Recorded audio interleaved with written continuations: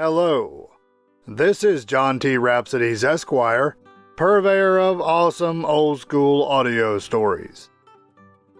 I bring you today a funny one from 1909 by O. Henry, called Art and the Bronco.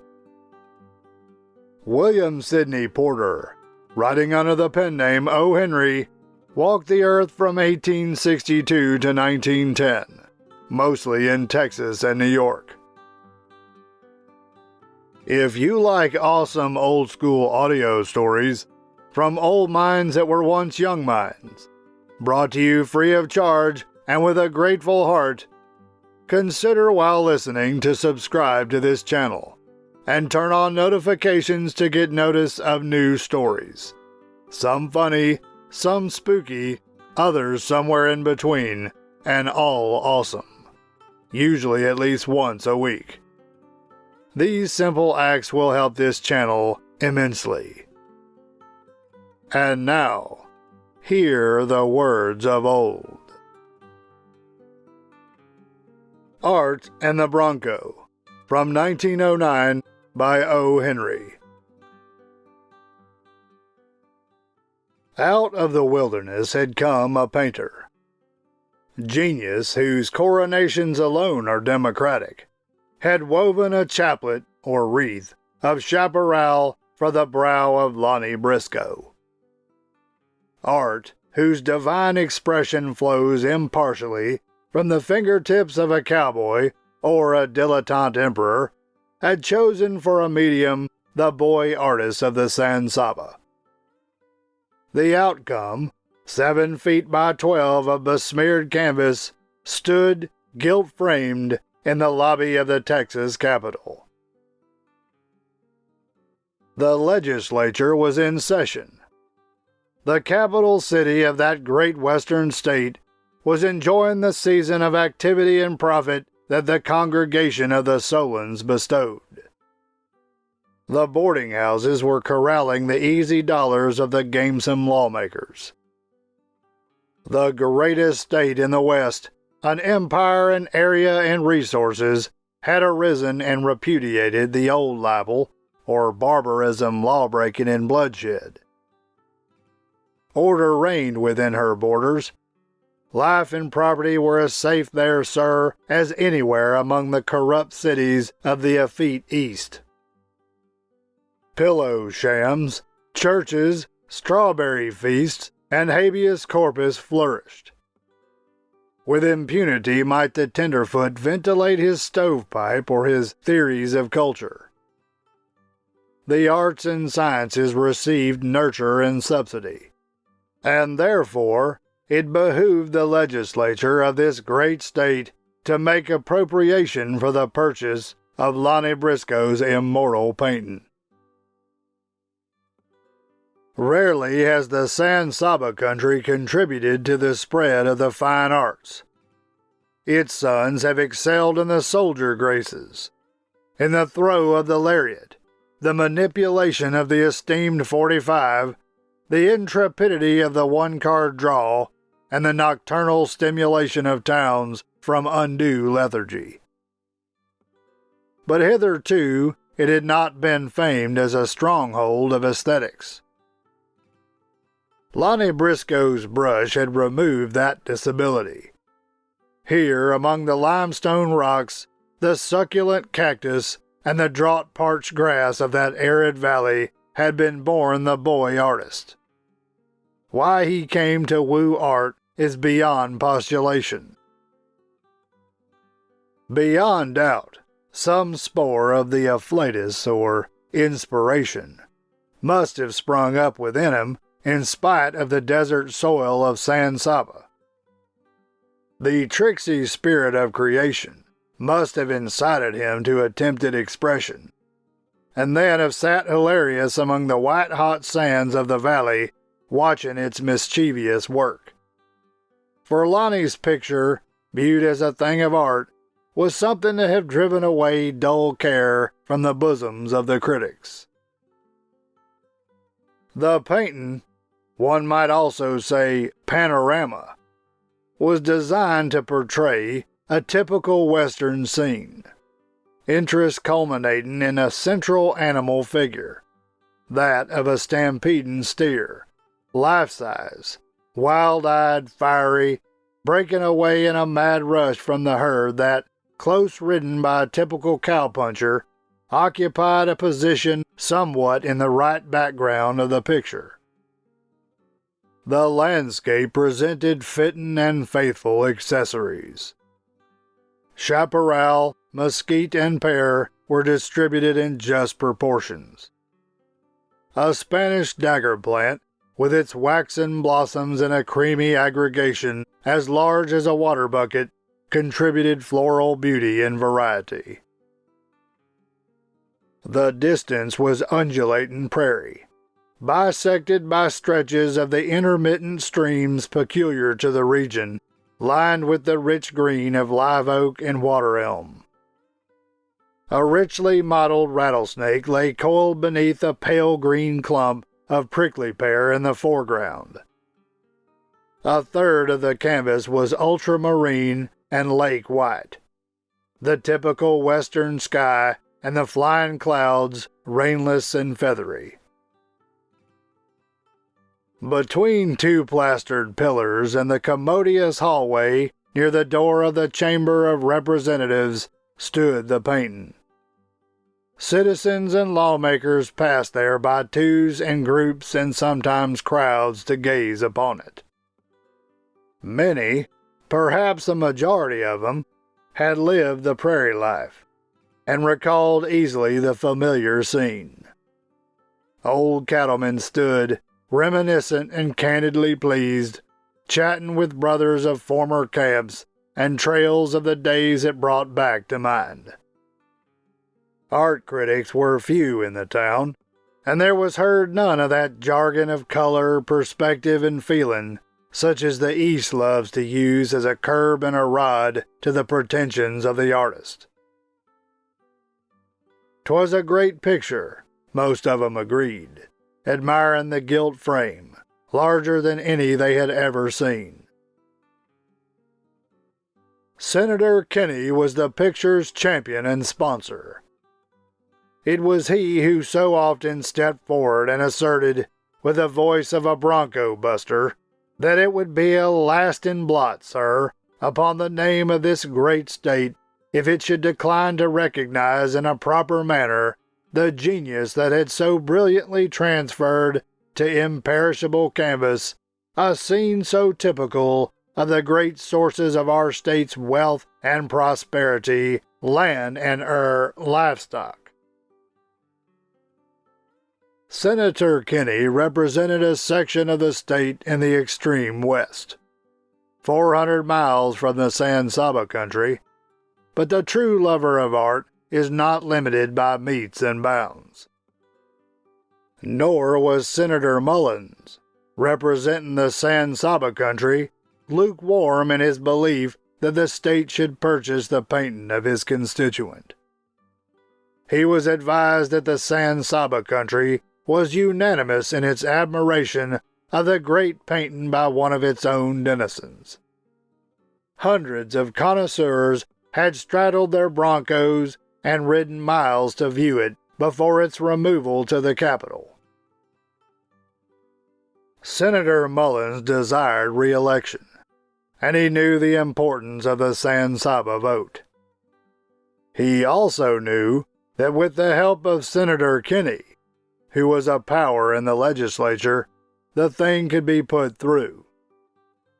Now, Senator Kinney had an irrigation bill that he wanted passed for the benefit of his own section, and he knew Senator Mullins could render him valuable aid and information, the San Saba country already enjoying the benefits of similar legislation. With these interests happily dovetailed, wonder at the sudden interest in art at the state capitol must, necessarily, be small. Few artists have uncovered their first picture to the world under happier auspices than did Lonnie Briscoe. Senators Kinney and Mullins came to an understanding in the matter of irrigation and art while partaking of long drinks in the cafe of the Empire Hotel. I don't know, said Senator Kinney. I'm no art critic, but it seems to me the thing won't work. It looks like the worst kind of a chromo to me. I don't want to cast any reflections upon the artistic talent of your constituent, Senator, but I myself wouldn't give 6 bits for the picture, without the frame. How are you going to cram a thing like that down the throat of a legislature that kicks about a little item in the expense bill of $681 for rubber erasers for only 1 term? It's wasting time. I'd like to help you, Mullins, but they'd laugh us out of the Senate chamber if we were to try it. But you don't get the point, said Senator Mullins, in his deliberate tones, tapping Kinney's glass with his long forefinger. I have my own doubts as to what the picture is intended to represent, a bullfight or a Japanese allegory, but I want this legislature to make an appropriation to purchase. Of course, the subject of the picture should have been in the state historical line, but it's too late to have the paint scraped off and changed. The state won't miss the money, and the picture can be stowed away in a lumber room where it won't annoy anyone. Now, here's the point to think about, leaving art to look after itself. The chap that painted the picture is the grandson of Lucian Briscoe. Say again, said Kinney, leaning his head thoughtfully. Of the old original Lucian Briscoe? That's right, of him. The man who, you know. The man who carved the state out of the wilderness. The man who cleaned out the horse thieves. The man who refused the crown. This state's favorite son. Do you see the point now? Well, wrap up that picture, said Kinney. It's as good as sold. Why didn't you say that at first, instead of philandering along about art? I'll resign my seat in the Senate and go back to chain carrying for the county surveyor the day I can't make this state buy a picture painted by a grandson of Lucian Briscoe. Did you ever hear of a special appropriation for the purchase of a home for the daughter of One-Eyed Smothers? Well, that went through like a motion to adjourn, and old One-Eyed never killed half as many brigands as Briscoe did. About what figure had you and the painter agreed upon to sandbag the treasury for? I thought, said Mullins, that maybe 500... 500? Interrupted Kinney, as he hammered on his glass for a lead pencil and looked around for a waiter. Only 500 for a red steer on the hoof delivered by a grandson of Lucian Briscoe? Where's your state pride, man? 2,000 is what it'll be. You'll introduce the bill, and I'll get up on the floor of the Senate and count the ways of how much old Lucian did for this state. Now let's see. There was something else proud and foolish he did, wasn't there? Oh yeah, he declined all emoluments and benefits he was entitled to. Refused his head right and veteran donation certificates. Could have been governor too, but wouldn't. Declined a pension. Now's the state's chance to pay up. The state'll have to take the picture, but then it deserves some punishment for keeping the Briscoe family waiting so long. We'll bring this thing up about the middle of the month, after the tax bill is settled. Now, Mullins, you send over, as soon as you can, and get me the figures on the cost of those irrigation ditches and the statistics about the increased production per acre. I'm going to need you when that bill of mine comes up. I reckon we'll be able to pull along pretty well together this session, and maybe others to come, eh, Senator? Thus did fortune elect to smile upon the boy artist of the San Saba. Fate had already done her share, when she arranged his atoms in the cosmogony of creation as the grandson of Lucian Briscoe. The original Briscoe had been a pioneer, both as to territorial occupation and in certain acts, prompted by a great and simple heart. He had been one of the first settlers and crusaders against the wild forces of nature and the shallow politician. His name and memory were revered equally with any upon the list comprising Houston, Boone, Crockett, Clark, and Greene.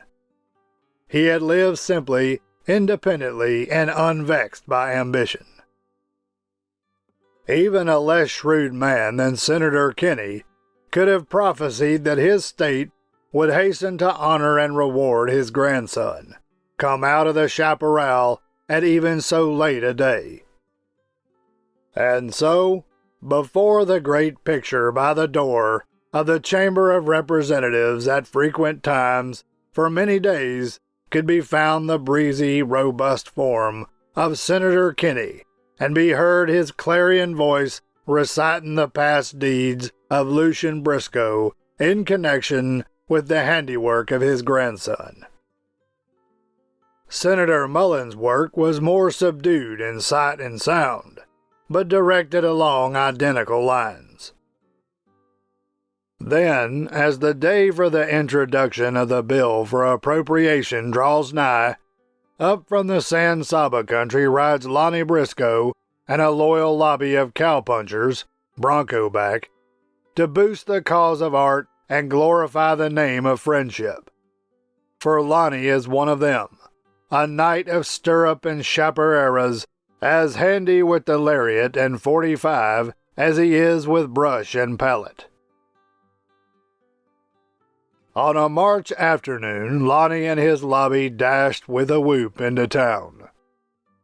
The cowpunchers had adjusted their garb suitably from that prescribed for the range to the more conventional requirements of town. They had conceded their leather chaparreras and transferred their six-shooters and belts from their persons to the horns of their saddles. Among them rode Lonnie, a youth of 23, brown, solemn-faced, ingenuous, bow-legged, and reticent, bestriding hot tamales, the most sagacious cowpony west of the Mississippi. Senator Mullins had informed him of the bright prospects of the situation, had even mentioned, so great was his confidence in the capable Senator Kinney, the price that the state would, in all likelihood, pay. It seemed to Lonnie that fame and fortune were in his hands. Certainly a spark of the divine fire was in the little brown centaur's breast, for he was counting the $2,000 as but a means to future development of his talent. Some day he would paint a picture even greater than this one, say 12 feet by 20, full of scope and atmosphere and action. During the 3 days that yet intervened before the coming of the date fixed for the introduction of the bill, the Centaur lobby did valiant service. Coatless, spurred, weather-tanned, full of enthusiasm expressed in bizarre terms, they loafed in front of the painting with tireless zeal.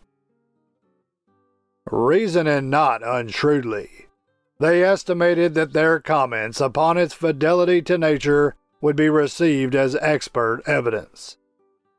Loudly they praised the skill of the painter whenever there were ears near to which such evidence might be profitably addressed. Lem Perry, the leader of the claque, had a somewhat set speech, being uninventive in the construction of new phrases. "Look at that 2-year-old now," he would say, waving a cinnamon-brown hand toward the salient point of the picture. "Why, dang my hide, that critter is alive. I can just hear him, lumpity-lump, a-cutting away from the herd, pretending he's scared. He's a mean scamp, that there steer. Look at his eyes a-wallin' and his tail a-wavin'. He's true and natural to life, I say. He's just hankerin' for a cow pony to round him up and send him scootin' back to the bunch. Dang my hide, just look at that tail of his a-wavin'. Never knowed a steer to wave his tail any other way, dang my hide if I did. Judge Shelby, while admitting the excellence of the steer, resolutely confined himself to open admiration of the landscape, to the end that the entire picture received its meed of praise. That piece of range, Judd declared, is a dead ringer for Dead Hoss Valley. Same grass, same lay of land, same old Whippoorwill Creek, scally hootin' in and out of them mottes of timber. Them buzzards on the left is circlin' round over Sam Kildrake's old paint hoss that killed hisself over drinkin' on a hot day. You can't see the hoss for that mott of ellums on the creek, but he's there. Anybody that was goin' to look for Dead Hoss Valley and come across this here picture, why, he'd just light off of his Bronco and hunt a place to camp. Skinny Rogers, wedded to comedy, conceived a complimentary little piece of acting that never failed to make an impression. Edging quite near to the picture, he would suddenly, at favorable moments, amid a piercing and awful yee-hoo, leap high and away, coming down with a great stamp of heels and whirring of rowels upon the stone-flagged floor. Jamin Christopher, so ran his lines, thought that rattler was a genuine one. Ding base my skin if I didn't. Seemed to me I heard 'em rattle. Look at the blamed unconverted insect a-layin' under that pear. Little more and somebody would have been snake bit. With these artful dodges, contributed by Lonnie's faithful coterie, with the sonorous Senator Kinney perpetually sounding the picture's merits, and with the solvent prestige of the pioneer Briscoe covering it like a precious varnish, it seemed that the San Saba country could not fail to add a reputation as an art center to its well-known superiority in steer roping contests and achievements with the precarious busted flush. Thus was created for the picture an atmosphere, due rather to externals than to the artist's brush, but through it the people seemed to gaze with more of admiration. There was a magic in the name of Briscoe that counted high against faulty technique and crude coloring. The old Indian fighter and wolf slayer would have smiled grimly in his happy hunting grounds had he known that his dilettante ghost was thus figuring as an art patron 2 generations after his uninspired existence.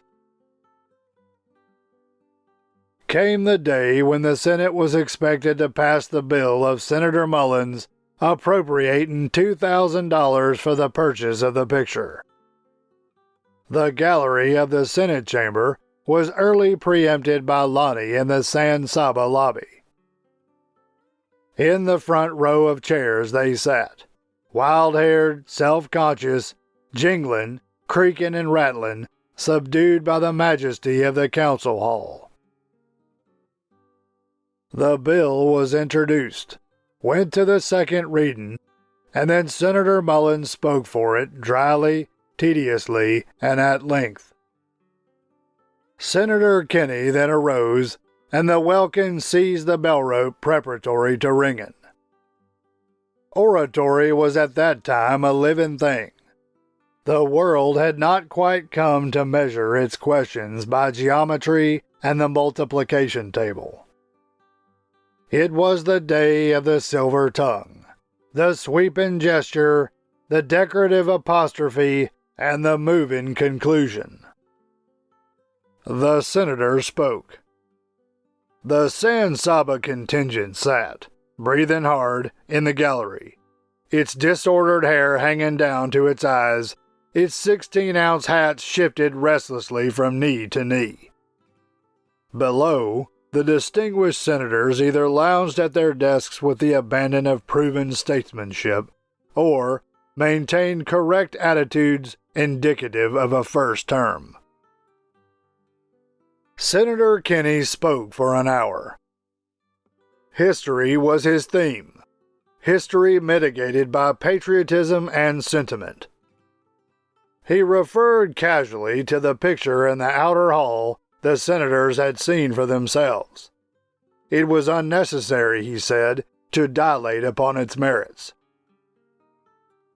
The painter of the picture was the grandson of Lucian Briscoe. Then came the word pictures of Briscoe's life set forth in thrilling colors. His rude and venturesome life, his simple-minded love for the Commonwealth he helped to upbuild, his contempt for rewards and praise, his extreme and sturdy independence, and the great services he had rendered the state. The subject of the oration was Lucian Briscoe. The painting stood in the background, serving simply as a means, now happily brought forward, through which the state might bestow a tardy recompense upon the descendant of its favorite son. Frequent enthusiastic applause from the senators testified to the well reception of the sentiment. The bill passed without an opening vote. Tomorrow it would be taken up by the House. Already was it fixed to glide through that body on rubber tires. Blandford, Grayson, and Plummer, all wheel horses and orators, and provided with plentiful memoranda concerning the deeds of Pioneer Briscoe, had agreed to furnish the motive power. The San Saba lobby and its protege stumbled awkwardly down the stairs and out into the Capitol yard. Then they herded closely and gave one yell of triumph. But one of them, Buckneed Summers it was, hit the key with the thoughtful remark, "She cut the mustard all right," he said. "I reckon they're gonna buy your steer painting. I ain't right much on the parliamentary, but I gather that's what the signs added up to. But she seems to me, Lonnie, that the argument ran principal to your grandfather instead of the painting. It's reasonable calculating that you want to be glad you got that Briscoe brand on you, my son." That remark clenched in Lonnie's mind an unpleasant, vague suspicion to the same effect. His reticence increased, and he gathered grass from the ground, chewing it pensively. The painting as a painting had been humiliatingly absent from the senator's arguments. The painter had been held up as a grandson, pure and simple. While this was gratifying on certain lines, it made art look little and slab-sided. The boy artist was thinking. The hotel Lonnie stopped at was near the Capitol. It was near to the 1 o'clock dinner hour when the appropriation had been passed by the Senate. The hotel clerk told Lonnie that a famous artist from New York had arrived in town that day and was in the hotel. He was on his way westward to New Mexico to study the effect of sunlight upon the ancient walls of Zuñas. Modern stones reflect light. Those ancient building materials absorb it. The artist wanted this effect in a picture he was painting, and was traveling 2,000 miles to get it. Lonnie sought this man out after dinner and told his story. The artist was an unhealthy man, kept alive by genius and indifference to life. He went with Lonnie to the Capitol and stood there before the picture. The artist pulled his beard and looked unhappy. "I should like to have your sentiments," said Lonnie, "just as they run out of the pen." "And that's the way my sentiments will come," said the painter man. "I took 3 different kinds of medicine before dinner. by the tablespoonful. The taste still lingers. I am primed for telling the truth. You want to know if the picture is or if it isn't? Right, said Lonnie. Is it wool or cotton? Should I paint some more or cut it out and ride her to plenty? I heard a rumor during pie, said the artist, that the state is about to pay you $2,000 for this picture. It's passed the Senate, said Lonnie, and the House rounds it up tomorrow. That's lucky, said the pale man. Do you carry a rabbit's foot? No, said Lonnie, but it seems I had a grandfather. He's considerable mixed up in the color scheme. It took me a year to paint that picture. Is she entirely awful or not? Some says, now, that the steer's tail ain't badly drawed. They think its proportion nice. You tell me. The artist glanced at Lonnie's wiry figure and nut-brown skin. Something stirred him to a passing irritation.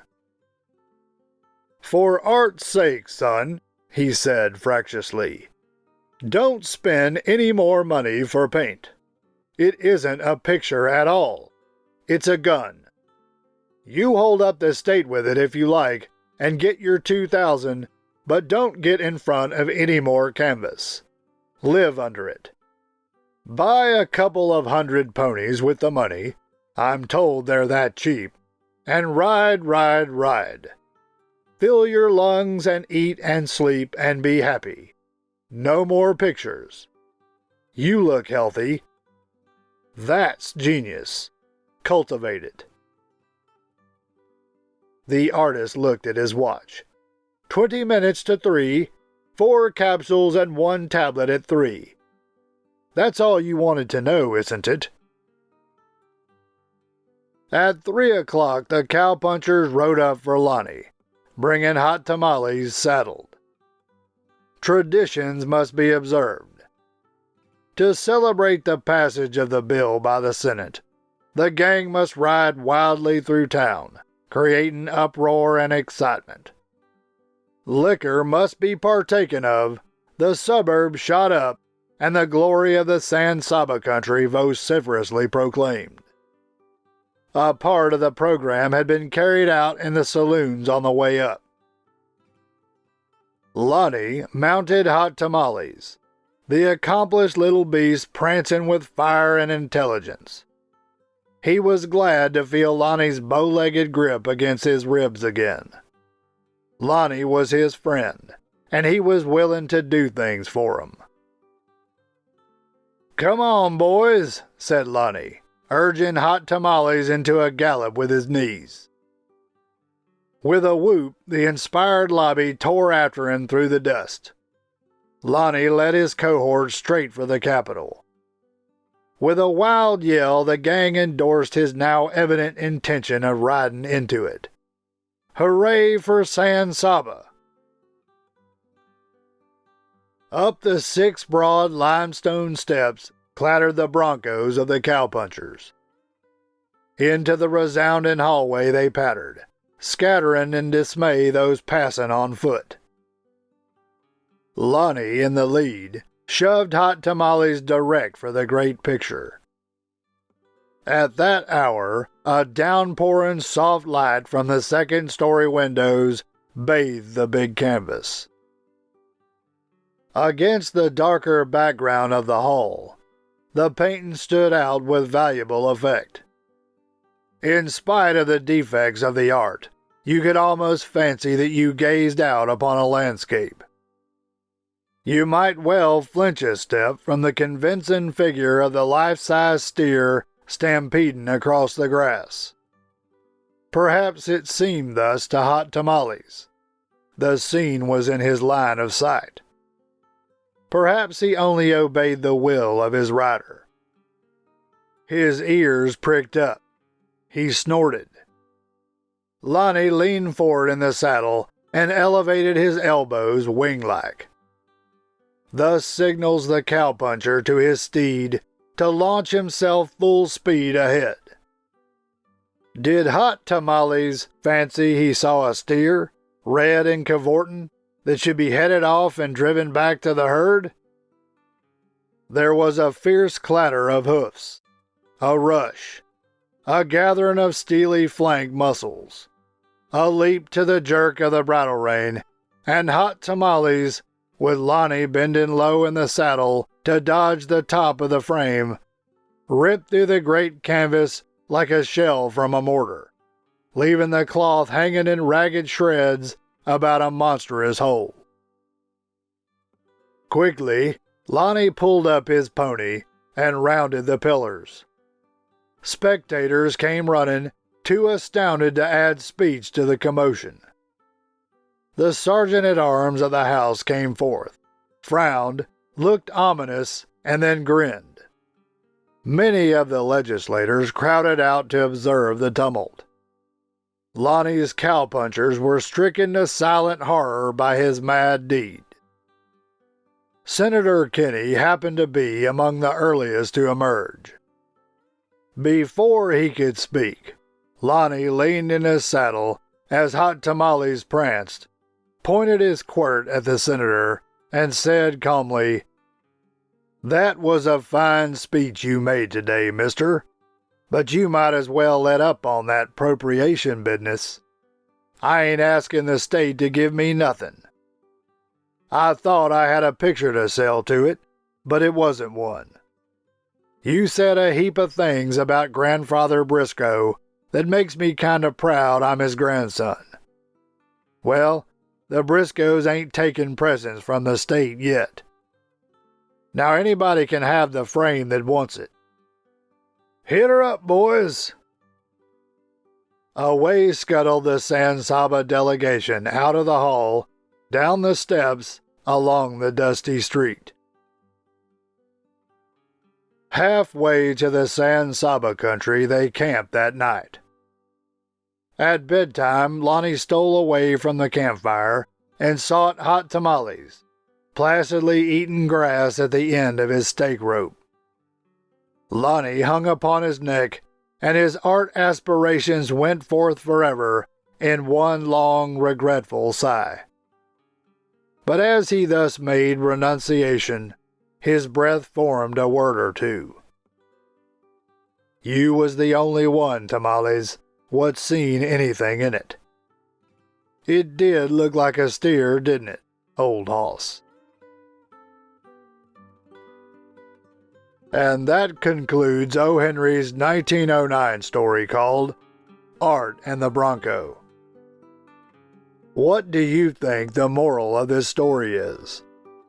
Leave your thoughts in the comments section. I would be glad to read them. This is John T. Rhapsodies Esquire, purveyor of awesome old-school audio stories. Thank you for listening. You can hear more stories like this in the channel's playlists. Find them by staying tuned for the last 20 seconds of this video and clicking on the end screen icons. You can also go to the channel homepage and click on the playlist tab. If you enjoyed this story and would like to hear more, please download the YouTube app, create an account, subscribe to this channel, like this video by clicking on the thumbs up icon, leave your thoughts in the comments section, click the notification bell, and share the videos with your friends so that they too can hear the words of old.